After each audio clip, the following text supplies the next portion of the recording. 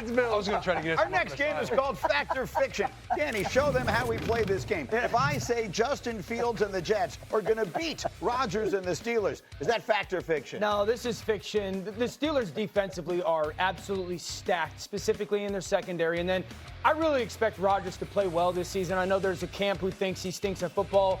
I don't think those people have eyeballs. So while it's not going to be ridiculous, I think he plays good football. DK Metcalf has some success and his defense plays lockdown. The Steelers win this game. By the way, for anyone who may have missed it yesterday, the season hasn't started, but the Jets have already suffered what looks like a terrible loss. Elijah Vera-Tucker, torn triceps, needs surgery, going to miss the season. Second time in 2 years, 3 years that he's had that injury. It's a brutal injury. So their offensive line now obviously will undergo change going into the season opener. Not the type of injury you want. And it just feels almost like a mental thing. It's the Jets. Here we go. Right, Greeny? Isn't that what you're thinking right now? The Jets fans in Blueberry. I've been thinking that for 58 years. I mean, and so obviously that's what I think. In Blueberry. The Steelers, I think, are the more interesting side of this thing here. Dan thinks that Rodgers is going to play well. I've got sort of a 50-50 split amongst the people who visit here regularly. Some think Rodgers and the Steelers, the Tomlin, the fit's going to be outstanding, and others think it's going to absolutely blow up. Which side are you on? I'm on the side of Aaron Rodgers. I think he's going to go scorched earth. He comes over to the Jets. Whatever happened during that. The Jets are still a dying breed right now. Shout out, pour one out for the Jets fans out there.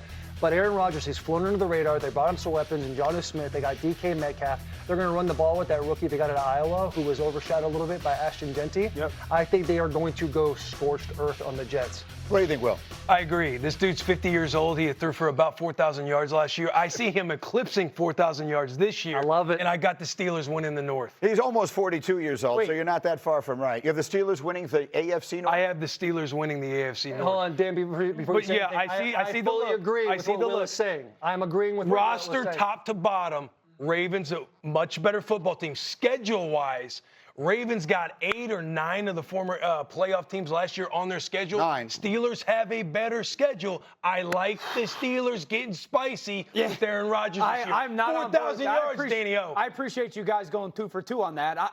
The Ravens are the best team in the AFC, best roster in the AFC. And I understand schedule matters. So does like talent. Yeah. You know, so does like ability to go play the game. And I just think the Ravens are still, I think, head and shoulders better than Pittsburgh. All right, let me get to a couple of other games here. We'll come back to those. Let's do Giants and Commanders. Will, I'm coming to you. If I said Russell Wilson and the Giants are going to upset Jaden and the Commanders, is that fact or fiction? That is fiction, Greeny. Here's why. Dan Quinn culture. The city of D.C. and Nova, they are on fire. There's a lot of momentum, a lot of optimism, and because they have a superhero at quarterback. He's with Cliff Kingsbury, year 2. They go out and get Deebo Samuel. You get Laramie Tunsil for protection.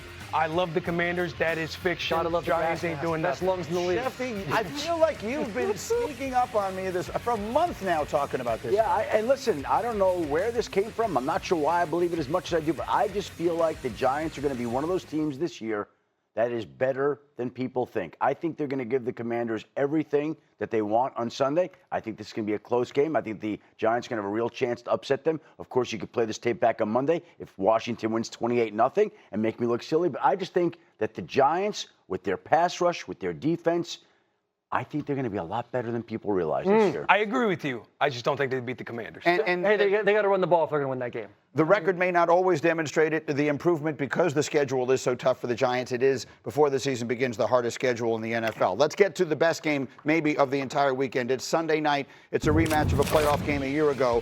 Taylor, if I said Ravens-Bills is a preview of the AFC Championship game, is that fact or fiction? That is going to be fiction, Greeny. We all know who the big bad wolf is in the AFC. That is still the Kansas City Chiefs. These two teams sit right below them. They hate him. They have fever sweats about him at all times. That's Patrick Mahomes.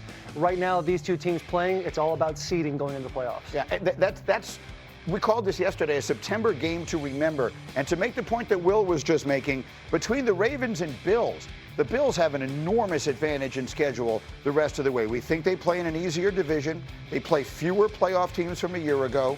They play only one game the whole season outside the Eastern time zone. And the Ravens start with a gauntlet. They have 5 of their first 6 games against playoff teams from a year ago, those being Buffalo, Detroit, Kansas City, Houston, and the Rams. So there's a school of thought based on that if this game counts for a game and a half, if you want to say this is a game and a half in the standings because it's going to break a tie in January, Does that suggest the Ravens need this game Sunday night more than the Bills do? I think so, because it sets the tone for the season. It is week 1. We're going to be talking about both these teams in the playoffs at the end of the year. Josh Allen and Lamar Jackson, they're both going to be MVP candidates. But this sets the tone for the whole season, and they do have a gauntlet of a schedule. I think this is bigger for the Ravens to win this game than it is the Yes, there is no organization and no team under more pressure than the Baltimore Ravens. At some point, I love them. No team under more pressure? At some point, we have to get past the reasons and excuses for why it doesn't happen. This is a team that has a Super Bowl winning head coach. It has the best roster in football. Their starting secondary is all first-round picks, and they got a quarterback that has multiple MVPs. At some point, you got to go win the whole thing. Or there's going to be a restart. It can't just be, well, this is a great organization, a great team, a great collection of talent, and they continue to fall short. And they know it in their own words. They say they continue to fall short in the playoffs. And when it matters the most, they, for some reason, don't play up to their standards. And I understand it's week 1. I agree with Will. Like, this game is massive for Baltimore. It is. I'm not going to the extreme of, like, if you lose, your season's over. But there's no team under more pressure than this team to finally go get it done, because how many times do organizations have this type of setup and just don't win the trophy? It doesn't happen often in the league. I feel a little bit like you can say the same about both the teams in this game, right? Both these teams have been there. They both have the MVP caliber quarterback. Yes. They've both been so close, and they both fall just short. The difference feels like the Bills get beat by Kansas City. The Ravens get beat by themselves. Yes. They go into the playoffs and they don't play big. They make uncharacteristic mistakes. That's the kind of thing that I think leads people to ask the kind of questions that Dan is asking. Shefty, what's your feeling on Baltimore as the season begins? I think Baltimore is loaded. I think they're going to be better on defense than people realize. I think they could lose on Sunday night and still rebound and be the best team in the AFC. I think Lamar Jackson's an MVP. I think they've done all the right things. Yep. They're so deep. They're so strong. Like, I'm a big Baltimore believer this year. So let's put the picks up on the screen. And if I were to tell you, and Taylor, you just said Kansas City's still a team to beat, and clearly that's true. But if I told you one of these two is going to wind up, I'm telling you right now, one of these two teams is going to wind up in the Super Bowl at the end. Which are you telling me it is? You know what? It might be because I was over in Rochester, New York, watching the Buffalo Bills, and I was watching Josh Allen, as comfortable as he was, making his inappropriate jokes and also only incompleting 2 passes. Plenty of them. I feel very good about the Bills. They're actually my Super Bowl pick. Shout out Brandon Beam, the GM, as well. He told us we could be Friend of the show. Friend of the show. Friend of the show. We can put him through a table if we get to the break. Those are his words, by the way, and I'm glad we're doubling down on ESPN. We'd like to make him a friend of our show as well, yeah. Brandon. Give us a call if you like. Well, Somehow I'm the only one on Buffalo in this game on Sunday night. You guys aren't that friendly with Buffalo that you picked Well, them. listen, you want to talk about You're about to make enemies. Joe Brady, big fan. We know you're a friend of Joe the show. Brady, friend of he has the girl dad hat and everything. Yeah. I'll say this, like, when you talk about week 1, like, who needs it more? It's kind of like a little bit, it's a little dramatic. But if you're going to say who needs it more, I mean, Lamar Jackson did not win the MVP. Josh Allen won the MVP. A lot of people think Lamar Jackson should have won. And then also there's Mark Andrews, who, there's probably death threats and tweets and all these things that happen to him after he drops that 2-point conversion. Yeah. This is a guy that puts the Buffalo Bills on his lock screen. He's in the weight room. He's getting after it.